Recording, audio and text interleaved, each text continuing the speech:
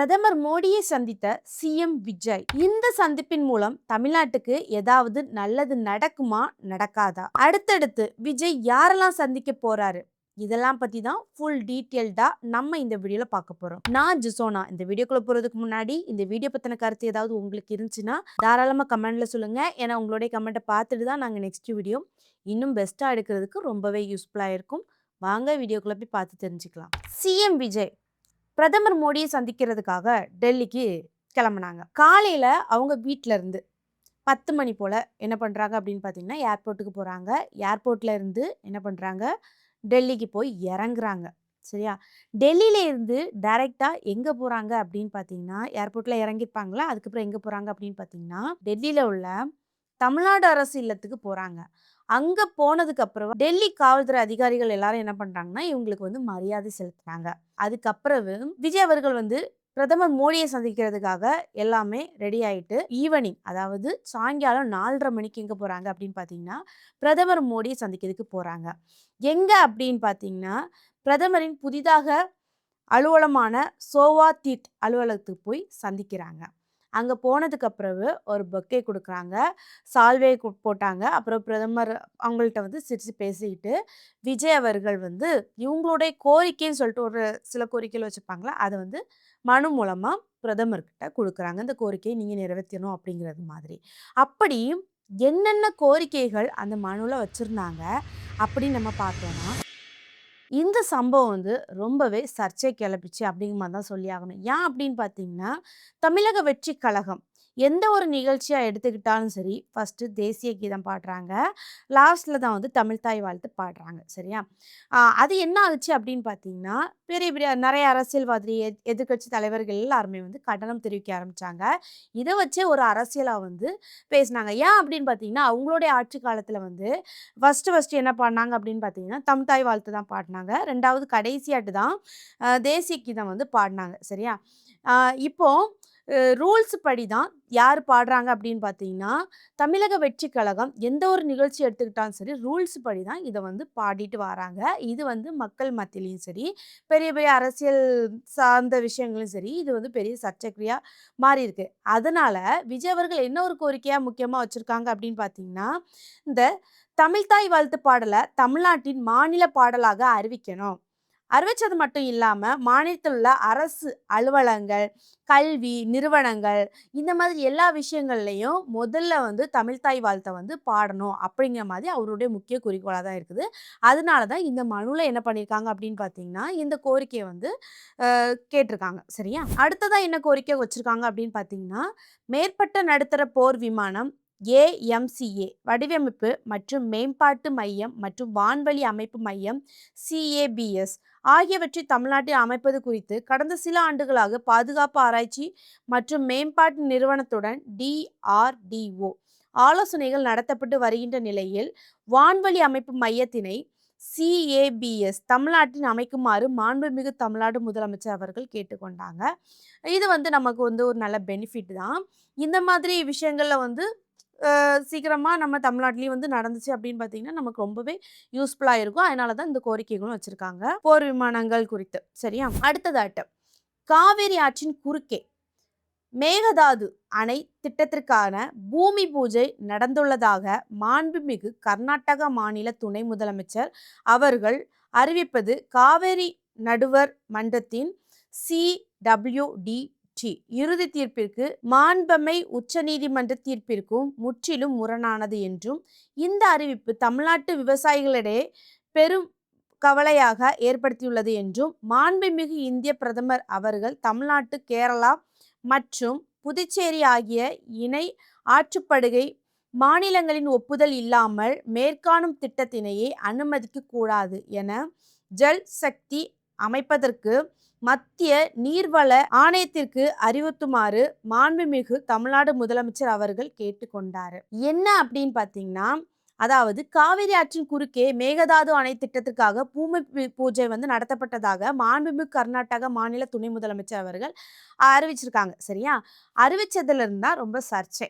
ஏன் இந்த அணைய கட்டக்கூடாது அப்படிங்கிற மாதிரி சொல்றாங்க. இதனால என்னத்துக்கு தமிழ்நாட்டுக்கு ரொம்ப மக்களுக்கு பாதிப்பு ஏதாவது ஏற்படுமா? என்ன பிரச்சனைகள் வரும்? அப்படிங்கிற மாதிரி பார்த்தோம் அப்படின்னு பார்த்தீங்கன்னா, இந்த அணை கட்டுறதுனால கிட்டத்தட்ட 14 மாவட்ட விவசாயங்கள் வந்து பாதிக்கப்படுவாங்க. ஏன்னா, நீர் அளவு ரொம்பவே குறையும். சரியா? இந்த அணை கட்டுறதுனால.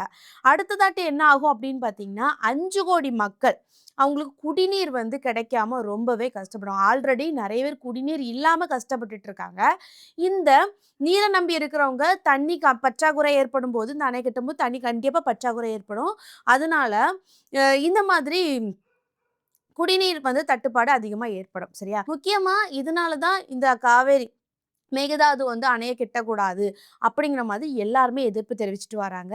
இதுதான் விஜய் அவர்களுடைய கோரிக்கையாவும் இருக்குது. இந்த மாதிரி இந்த அணைய கட்டக்கூடாது அப்படிங்கிற மாதிரி மனுல வந்து குறிப்பிட்டிருக்கிறாங்க. சரி, அடுத்ததா என்ன கோரிக்கை அப்படின்னு பார்த்தீங்கன்னா, மேலும் தமிழ்நாட்டை சேர்ந்த மீனவர்கள் இலங்கை கடற்படையினால் கைது செய்யப்படுவதும் துன்புறுத்தப்படுவதும் மிக கவலைக்கிடமான அளவிற்கு அதிகரித்துள்ளது என்றும் 2026ஆம் ஆண்டில் மட்டுமே 12 கைது சம்பவங்கள் நடைபெற்றன என்றும் தற்போது 58 மீனவர்கள் இலங்கையில காவலில் உள்ளனர் என்றும் 266 படகுகள் பறிமுதல் செய்யப்பட்டுள்ளன என்றும் தெரிவித்துள்ளார்.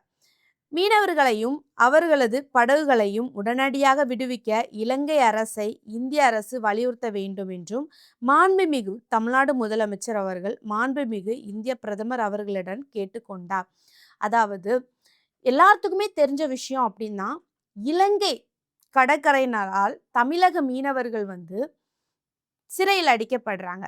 என்ன காரணம் அப்படின்னு பார்த்தீங்கன்னா, தமிழக மீனவர்கள் வந்து இலங்கை இலங்கையோட எல்லை பகுதியில போய் மீன் பிடிக்க போறாங்க. சரியா? ஏன் அப்படின்னு பார்த்தீங்கன்னா, இங்க மீன் வளம் கம்மியா இருக்குது. அங்க மீன் வளம் அதிகமா கிடைக்கிறதுனால, அவங்களுடைய தொழில், அவங்களுடைய வாழ்வாதாரத்த உயர்த்ததுக்காக அந்த சைடுல போய் மீன் பிடிக்கிறாங்க. இத பார்த்துட்டு என்ன பண்ணுவாங்க அப்படின்னு பார்த்தீங்கன்னா, இலங்கை காவலர்கள் இருப்பாங்கல்ல, அவங்க இவங்கள என்ன பண்றாங்க, எங்க எல்லை பகுதியிலேயே வந்து மீன் பிடிக்க வாரியான்னு சொல்லிட்டு புடிச்சு போய் சிறையில அடைக்கிறாங்க. சிறையில அடைக்கிறது மட்டும் இல்லாம துன்புறுத்துறாங்க. அப்புறம் அவங்களுடைய படகுகள வந்து கைப்பற்றி வச்சிருக்காங்க. இந்த மாதிரி சம்பவங்கள் வந்து நெறையவே நடந்துட்டு இருக்குது. இந்த மீனவர்கள விடமாட்றாங்க. இதனால இங்க மீனவர்கள் மக்கள் எல்லாருமே தவிக்கிறாங்க. ஏன்னா, இவங்களுடைய தொழில் எல்லாமே இந்த மீன் வளங்கள், அதாவது மீன் பிடிக்கிறத வச்சு தான் இருக்குது. அவங்களுடைய படகுகளும் மீனவர்களையும் விட்டுட்டாங்க அப்படின்னு பார்த்தீங்கன்னா, இவங்களுடைய வாழ்வாதாரத்த எப்படி உயர்த்தலாம் அப்படிங்கிற மாதிரி நெறைய விஷயங்கள் வந்து அவங்க பண்ணுவாங்க.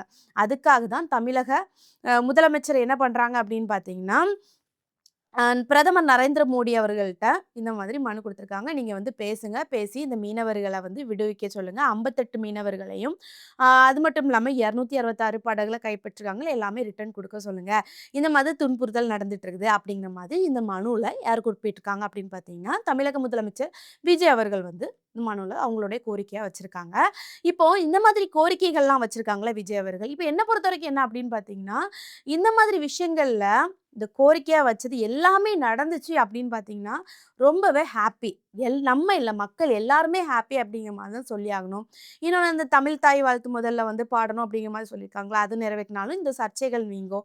இன்னொன்னு 2வது வந்து என்ன சொல்லியிருக்காங்க, இந்த மேகதாது அணைய வந்து கட்டக்கூடாது அப்படிங்கிற மாரி சொல்லியிருக்காங்கல்ல, அந்த அணையும் கெட்டாம இருந்தாங்கன்னா, கண்டிப்பா ஏற்கனவே எல்லா இடங்கள்லயும் செல்ல செழிப்பா தண்ணீகள் வந்து கிடைக்குதுல்ல.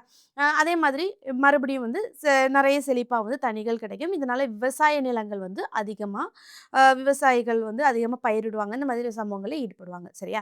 அடுத்ததாட்டு முக்கியமா என்ன அப்படின்னு பார்த்தீங்கன்னா, மீனவர்கள். மீனவர்கள் வந்து மீன் பிடிக்க போகும்போது ரொம்ப பயந்து பயந்து தான் இருக்கிறாங்க. அந்த 58 மீனவர்களையும் புடிச்சு வச்சிருக்காங்களா, அவங்களுடைய ஃபேமிலி எல்லாருமே கஷ்டப்படுறாங்க. இந்த 58 மீனவர்களையும் ரிலீஸ் பண்ணி விட்டுட்டாங்க அப்படின்னு பார்த்தீங்கன்னா, ரொம்பவே எல்லாருமே ஹேப்பியா இருப்பாங்க அப்படிங்கிற மாரி தான் சொல்லி ஆகணும்.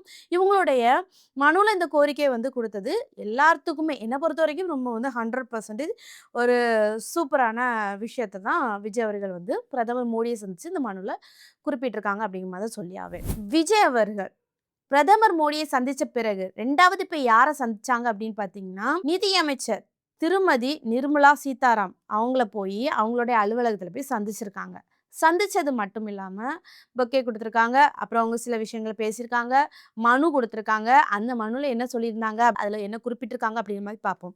மாண்புமிகு ஒன்றிய நிதியமைச்சர் திருமதி நிர்மலா சீதாராமன் அவர்களை இன்று 27/5/2026 புதுடெல்லியில் உள்ள அவரது அலுவலகத்தில் மாண்புமிகு தமிழ்நாடு முதலமைச்சர் திரு ஜோசப் விஜய் அவர்கள் மரியாதை நிமித்தமாக சந்தித்து பேசினார். இந்த சந்திப்பின் போது விரைவான வளர்ச்சியை பெற்று வரும் மாநிலமாக தமிழ்நாடு திகழ்ந்து வருகிறது என்றும், இத்தகைய வளர்ச்சியை மேலும் ஊக்குவிக்கும் வகையில் முக்கிய உட்கட்டமைப்பு திட்டங்களை முதலீடு செய்வது இன்றியமையாதது என்பதால் தமிழ்நாட்டின் வளர்ச்சிக்கு தேவையான துறைமுகங்கள், நெடுஞ்சாலைகள், ரயில்வே திட்டங்கள், தொழில் வழித்தடங்கள் ஆகியவற்றை முன்னுரிமை அளித்து நிதி ஒதுக்கீடு செய்திட வேண்டும் என்று மாண்புமிகு தமிழ்நாடு முதலமைச்சர் அவர்கள் கேட்டுக்கொண்டுள்ளார். தமிழ்நாட்டின் வலுவான கல்வி சூழலை மேலும் வலுப்படுத்த தேசிய முக்கியத்துவம் வாய்ந்த கல்வி நிறுவனங்களை தமிழ்நாட்டு நிறுவிடவும், தமிழ்நாட்டின் பொருளாதாரத்திலும் தொழில் வளர்ச்சியிலும் முக்கிய பங்காற்றி வரும் ஓசூர், கோயம்புத்தூர் மற்றும் மதுரை ஆகிய நகரங்களிலும்